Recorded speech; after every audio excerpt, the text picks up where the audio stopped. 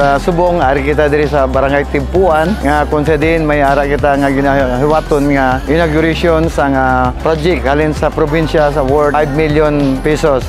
So una ginapasalamatan ko gid ang aton dating nga former Governor Ting Mangudadato nga kung sa din siya sini nag-initial nga project sa subong ang nagpadayon ka nagtapos sa nga project amo ang aton pinalangga kag batan-on kag maabtik nga gobernador sa nga lalawigan ng Sultan Kudarat, Governor Pak Ali Mangudadato.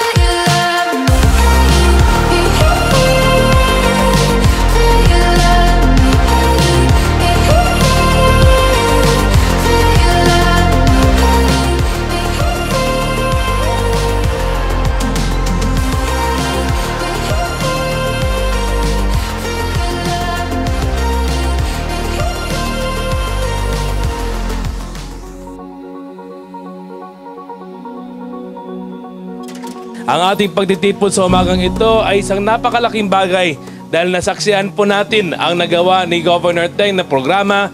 Ngayon po sa panahon ng kanyang anak ay ating pong bubuksan. Ako po ay tunay na nagagalak na mapabisita dito sa Barangay Timpuan kung saan tayo po magkaroon ng both blessing at inauguration ng ating Shoreline Protection Project dito po sa Community Landing Center.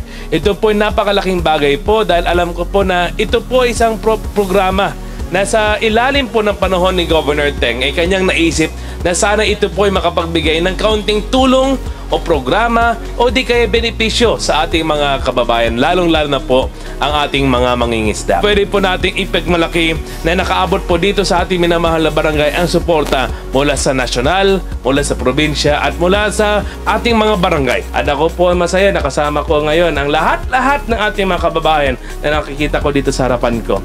Muslim, Kristiyano at lumad, nagkakaisa. Yan po ang ating gawin, yan po ang ating ipagpapatuloy. So una sa tanan, dako gid nga pagpasalamat ang ini nga proyekto tungod 80% sang pangabuhi sang tao diri sa Libak is pangisda.